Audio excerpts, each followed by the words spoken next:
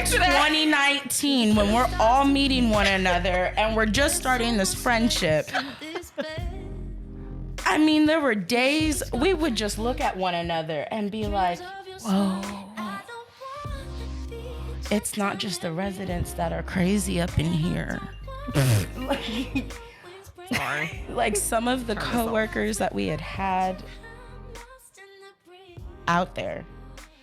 Baby. And then all the coworkers wanting to hang out outside of work, and you got to be a little bit more on Thursdays. After our meetings. No, that was Wednesdays. That was Wednesdays. That was our place because we just got paid too. Oh, and let's not forget Thursday or Fridays at Whiskey River with Destiny. Destiny was a wild one back then. Oh, but she's a wild thing. COVID really slowed you down. Me and Bree was just talking about this the other day, and we was like, yo, COVID really sat Destiny's ass down. Because I was not a homebody, y'all. It sat I was her not a down. homebody. And then Bree was like, it sat her down. And I was like, down no, to the ground. I ain't had no chair. Down. I was sitting on the floor. Uppercut, just. Yo. Because Destiny at one point would come over to my house and she was like, oh, shoot, I forgot I had this plan tonight. Bye. And I'm like, I'll be there for 2 seconds. Or no, that one time I literally had, oh my God. And that's because I lost my planner. Normally, that's how I would keep track of everything. Everything would be in my planner. And I was just telling Bree this story too. She had came over to my house and she was like, oh yeah, I think you brought over pizza and stuff like that. And some food, something. I always brought something. You don't come with an empty hand. Yeah, so i.e. I brought the wine. She was like, she got a phone call from her friend, or her friend had texted her and was like, hey, where you at? And she was like, oh shit. Oh. So what had happened was there was go ahead. During that day I was already busy because I had worked, and then I had to go across town to pick up a couple that was coming for a tango marathon. I dance Argentine tango. So I went to go pick them up from the airport and drop them off at their place. I was a volunteer for the event, and it was happening all weekend. I was tired from that. I took a nap from that. I remember Des and I was supposed to or I just kind of randomly called you up and wanted to come over because I wasn't thinking nothing else because, again, I didn't have my planner. But it was also a friend's birthday dinner that they invited me to. And then there was another part of the social that the organizer wanted me to be a part of. And I just missed it all together. And so I'm sending messages. I'm apologizing. I did make it up. But it was like, I feel like then in that moment, that's when I realized, I was like, shoot, I really have taken on a lot because I'm doing so much. And it's things that I would normally do, but at that point I was not paying attention. I wasn't keep track. I got out of my routine of certain things, how I handled things, and it just kind of blew up in my face. Yeah. And I was like, okay, you need to slow down. No, you say you need to slow your ass down. But what's even crazier, just to riff off of that, it did slow Destiny down. In the sense of going out home now, kind of. Well, yeah, in the sense of going out, but for the audience, I want to say this was fall 2020. Oh yeah, we would drink and drink it. Oh, it was 2020. Yeah. 2020 was a rough year in general, but by the end of it, we had got another job. We had all moved. So we kind of we elevated to another job. We all went thanks to Destiny. She kind of brought us on. She left our first job that we all met each other at, and she was like, "Hey, Bree, come on! They have a position open. I feel like you'll be great at this position. This and that, whatever." Bree got hired on. Then a few months later, not even 2, just about 2.5, yeah. Because my thing was, previously I was in management. I stepped down to take a break because that was too much for me. Yeah. And then I went back into management. And me personally, as a friend or just the person I am, if I have certain people that are in my circle, I want to make sure that those people come up too when I come up. Yeah. If you're willing to experience that growth. And these two did show that in that time. So yeah, I reached out to Bree and said, hey, there's another position.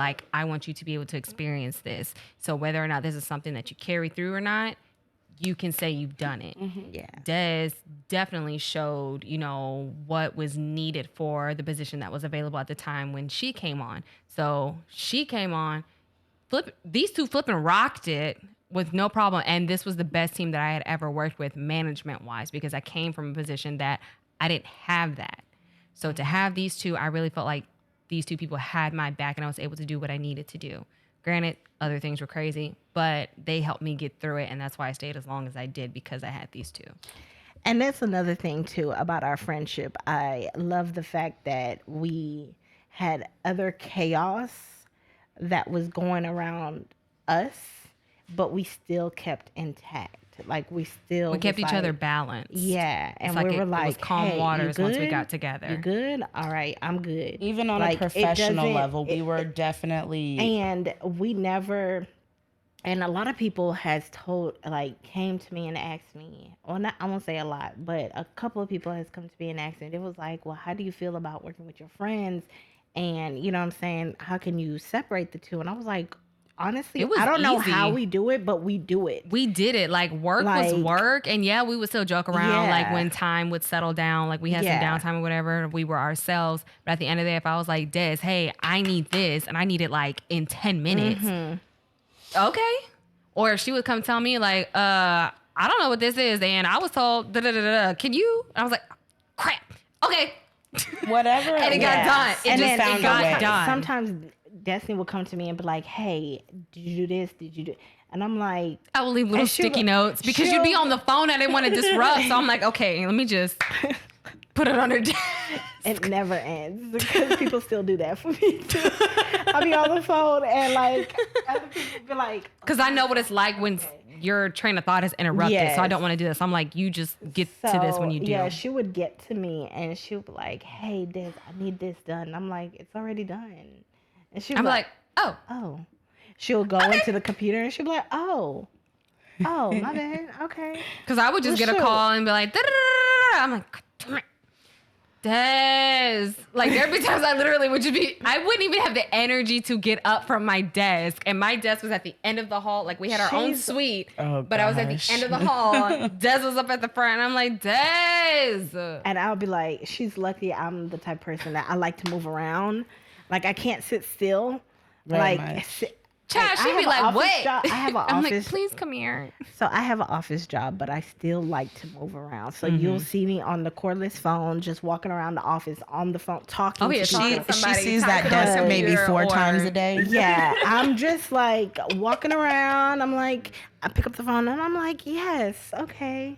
All right. Follow me on Snap if you really want to know what she looked like in the office, because child baby was running. No. That long hallway, I will walk up and down that. That's why we stayed in shape. Yo, they would run laps down this hallway. No, that independent living community that you was over before you came to the office. Yo, I was busy. I was never in that office. Like, I don't know people before me how they would stay in that office all day long. I do, because there was so much work that needs to be done. Okay. And it was like, how did y'all stay in this office all day and not communicate with other people face to face? Like, what did y'all do? Search the web. A little bit of Shein. Was Shein in back then? Well, I didn't know about Shein back then. Yeah. I don't really know, but it was a lot of web searching. Yeah. Didn't check the history, but you know. So, was there. Yeah, the owners being Anyways, so next question. Since we got that out the way, did I answer? Okay, so how I see friends back then to now, it is different for me. Back then, I was a person pleaser. I was like, okay, yeah, I'm gonna do that for you. Yeah, you need me to be here. Okay, yeah, I'm gonna, and I would give my all, and it would be draining at some points. And then some points when they wanted me to be there and I couldn't be there for them, it was like, why are you not there? Mm-hmm. Why are you not here for me? And I'm just like, there's only so much you can do. And I feel like that's why we connected, because I feel like you instilled in me some of the things that you learned. Yeah. prior to me after being in that way. Yeah. So it was just very, I was like, okay. And then putting your all into friendships that are not really supposed to be long lasting friendships with that particular person would break you, would seriously break you. And you'll be like, damn, I thought we had a really good friendship. I gave my all into this friendship. And then seeing, okay, you're really not for me like how I'm for you. Falling for potential instead of actuality, reality. So it was just like, okay, I see where we stand now. And it was hurtful. You know what I'm saying? Because I grew up with a big family. So a big one. Really big. They're back there. You will never know.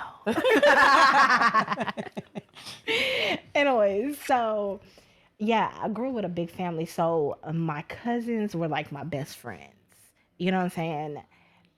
I have a niece that is 2 years younger than me. She's like my sister. You know what I'm saying? So it's just like I grew up with family. I didn't really need friends. Right. You know what I'm saying? And I was the only children over here.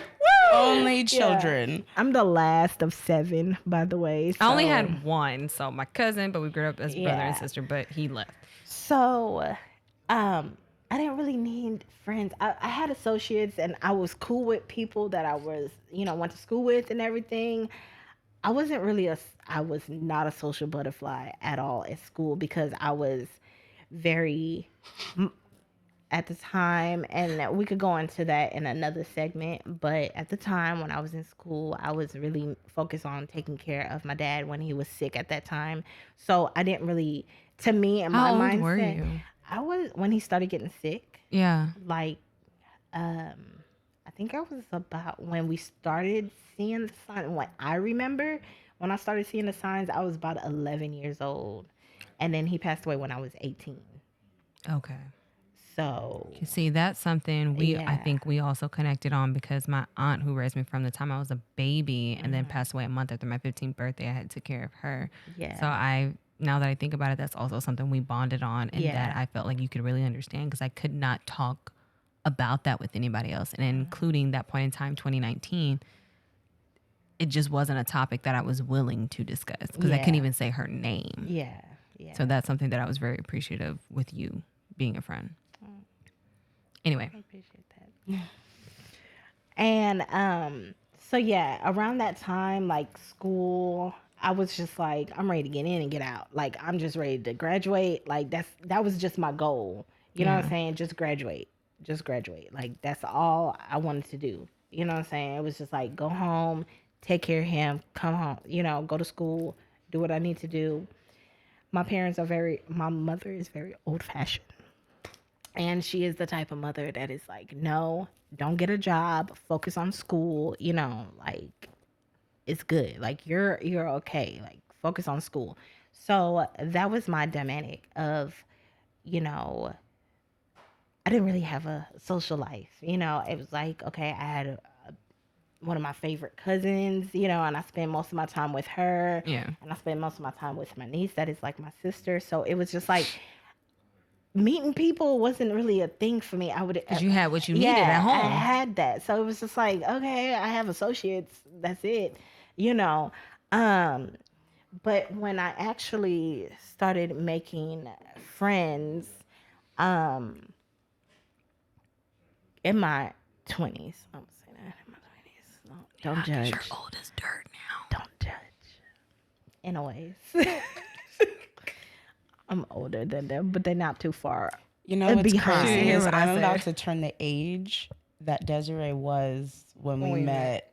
How old was I? So I'm the baby, in case y'all didn't know. Barely. I was 28 when I met them. I'm actually. You was? Yeah. She turned 28. We took her out. Well, Destiny. Oh, yeah. Had the little plan, took her out to Chili's. That's how you know I liked you, because I actually did some shit for you. I did not know that Destiny was just really friendly. When I met her, she's really friendly. So, and she's not like that. She's not like that all the time. Not with everybody. It's only a select few. If you get that energy from me, then you know. Okay, so They hit me up. They was like, "Hey, come to this Chili's that we always meet at." And I was like, "All right, cool." So for I'm just her, it was right a up. regular meetup. Yeah, to me, it was a regular meetup. And she met me outside after I parked my car, I got was out being the so car, and and she was like, "Hi." oh, like, you look so "What's up?" cute. I remember you had that, was it a dress? I think it was a black dress and it with was the like, crisscross in front of yeah. your boobies, and then you had a jean jacket on, your hair was down. Yeah. It I was like remember. one of the first few times we had seen Desiree like all made up, like Yeah. outside Yes. of work. So I was told me- stalling, guys. I met them there, and they actually had like the bartender was really cool with the bartender there. Aston, shout out to Aston, wherever you at, man. You gotta let My us know dog. where you're at now, so we can go meet you there. So anyway, yeah, got inside. Bree is meeting us at the bar, and she's just like, "Hey, surprise!" And Aston's like, "Hey, with Happy drinks in his birthday! hand." I think we had The like Presidentes! Yeah, I think we had like presented a cake or Yeah. candles. Yeah, shout out to Aston. He kept the cake in the fridge for us He sure until she did. got there. And it was just the small things that y'all did was just like very appreciative.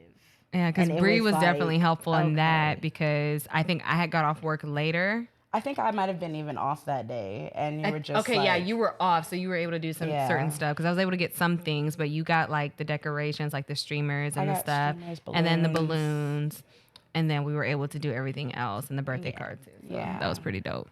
So my friendships back then, I feel like was very and I don't know how they saw our friendships, but Who they? for me, like friends that I did have Oh, back then. no, she wants a name. No, I'm kidding. I'm not. I'm I kidding. can drop names No. after this. But That's after hours. yeah, table talk at night. uncut.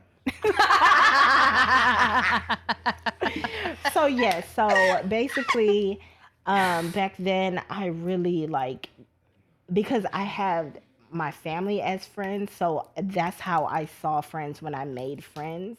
Yeah. But then starting to realize that, making friends outside of family, and it's like, oh, okay, you really don't have my back like I thought you had my back, because you really not family to me. So who are you to even have my back like that? Or who are you to even, So it was just, and, different how they grew up and how they, see things and how they view friendships was different from how I view friendships. And life as a whole. Yeah.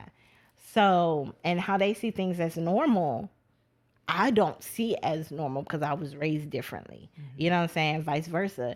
But yeah, that to now I'm very tight with my friends. Y'all are like the only two friends that I have that I talk to on a regular basis. Yeah. I have associates, I have people that I do talk to, I have people that I do call as friends, but They y'all just don't too, require us. yeah, much. y'all too. Not that we do, but it's just our dynamic. Yeah, That's like just how I we could are. call on y'all like every day, and it's not like y'all will answer all the time, and I don't expect y'all to answer all the time because we all have Baby, lives. I'm But starting we to just feel this pick age. But yes, Getting up in the we morning. was just talking about that the other day. But yeah, it was just like meeting y'all actually showed me how a true healthy friendship could be. Healthy. And not everybody has Agreed. that. I've had everybody toxic friendships, very toxic, that will put me in the middle of their toxicity. Like it was just very unhealthy. Now, I have a question for you on that particular piece. Do you believe that, friendships that certain people seek, that they can actually create their own toxicity in it? Yeah. Because they're looking for something and they're trying to project it onto that person, but that's not where that person is at. Yes. And then they get disappointed and now they're creating all this turmoil in their life. Yes, definitely. Definitely. And, I actually, S, that used to work with us, Don't want to drop any names. That probably wasn't even her real name in the first place. I was like, wait, hold on. Cut. But Can we come up with a different nickname just in case? Just in case, because I think that was the only one. With that.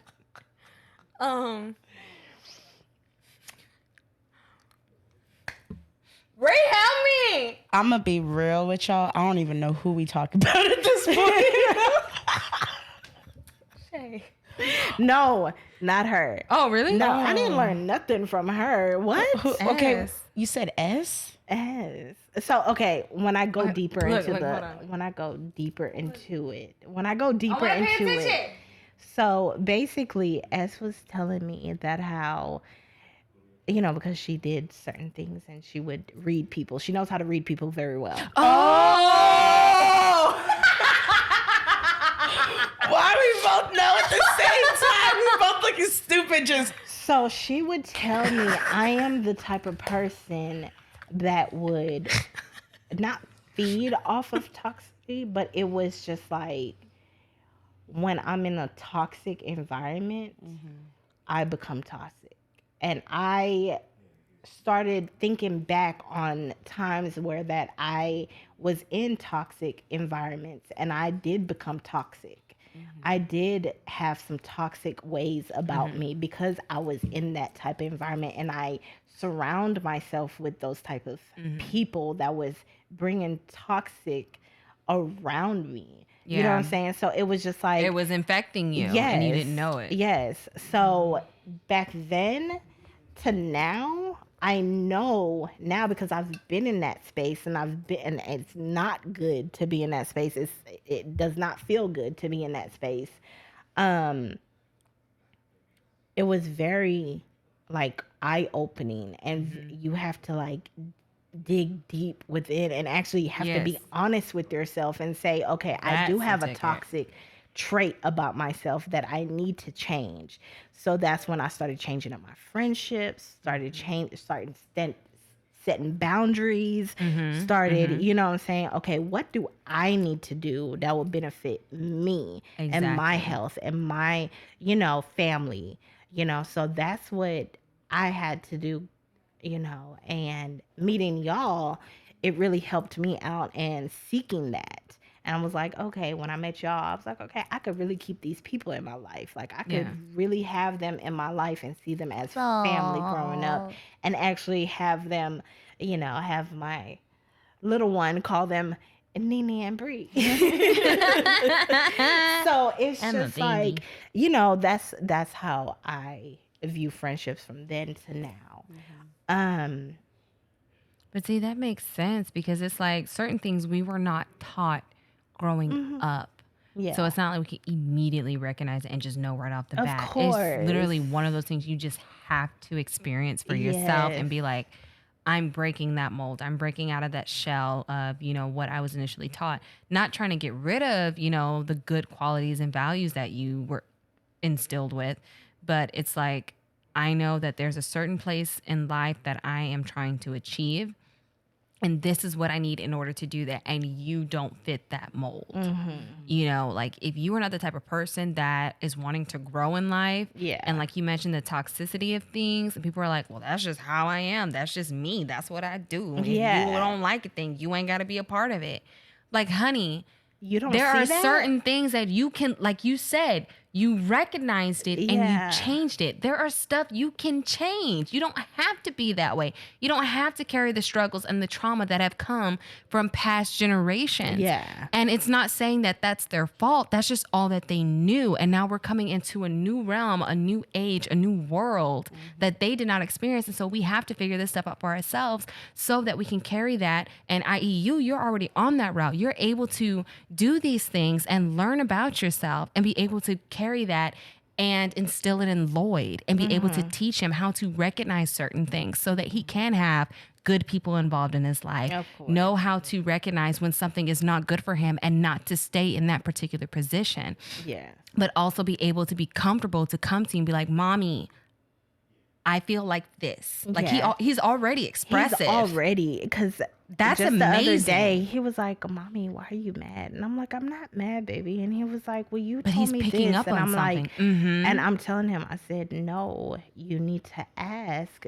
before you do things. Mm-hmm. So if you see mommy and daddy around and you want something, ask us first before you go ahead and do that. I'm not mad at you. I'm telling you." And he's like, "Okay, so you're not mad?" And I'm like, "No." So that's just some things that I am teaching him. And, Yeah. you know, he's a great kid. He Kid. is a great kid. And that's something that's amazing because he can recognize that with you and your husband. And like I said, it creates that safe space for him to know that if he does come to you, he will be heard. He won't be shut down. He won't feel like his feelings don't matter or his voice does not matter. You do allow him to talk. And that's something that I can say I appreciate in viewing. Bree, I'm sure you can say the same in seeing the type of parents that both of you are to him. Because, like I said, you allow him to speak for himself. Now, when he's wrong, and you make sure to let him know that. But at the same time, you still allow him to learn on his own. He's allowed to be an individual. Yeah, he's allowed to be himself. Yeah. And that's something that I feel like, I don't know if you can relate or you can relate, where certain things in life growing up, we didn't necessarily have that. It's the family talk when you're spoken dynamic. to. You know, if you see adults, you say hi and you leave. You know, you didn't really have that open space. But like I when said, you walk into a room, say hello to everybody, and then you leave know, because it's grown folks talking, which is understandable. There's certain things you just don't want a child to hear. But at the end of the day, don't make that child feel bad about it. But like I said, it's not something necessarily that we can fault our parents for or whatever. It's just something that was passed down and it became a tradition. It became... It's a behavior. It's learned. Yes. And he grasped onto things. You know, I have those conversations with him and I'm like, okay, this is what you need to do. And then when I explain it to him, he gets it. He really gets it. And he's like, okay, mommy, okay. And he's so intelligent where you don't intelligent, have to necessarily well-mannered. break it down to him. He's just on it.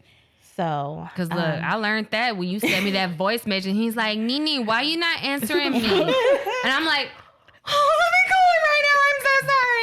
Like, oh my God, he's mad at me. A 3-year-old is mad at me. And that's another thing why I cherish our friendships the way that I do, because it's like y'all have that bond. Y'all build a bond with my son, even though like it wasn't intentional. It was just, it came natural. And he's just like, "Oh, that's Nene," you know, or when I'm talking to you in the car and I'm like talking to you, having a conversation, he's like, "Mommy, who's that, Nene?" And I'm like, "Yeah, it's Nene. Hi, Nene. What you doing when today?" I don't hear him, oops. "And what you doing today?" And then we're like both having a deep conversation, and if he butts Nene in, does not he's answer him, he's like like in the back seat. He gets so mad. So yeah, that's what I do cherish about our friendships too, is because y'all do care about my son, and y'all, you know, do care about his well-being. And because what I used to tell you, be like, I have Lloyd, I don't have anybody watching. I don't care, bring him. We'll go to the park down the street, or bring him to the house. We'll go in the swimming pool. Yeah, so that's what I do cherish now about my friendships than back then. I've learned a lot. Now, I'm not saying that all of my friends back then were very toxic and very not good for me. It was just, I've grown, I've learned, I've changed. Learning curve. Yes, I've changed as a person, and I learned some things that are not good for me and it's not healthy for me. And I'm like, okay, you know, those friendships was like, okay, this is who I used to be. Right. You know, and now you've grown past that. This is who I am now. You know, this is who I surround myself with. Change is with okay. now. Yeah, change is definitely okay. Yes. So that leads me to my another topic, another question.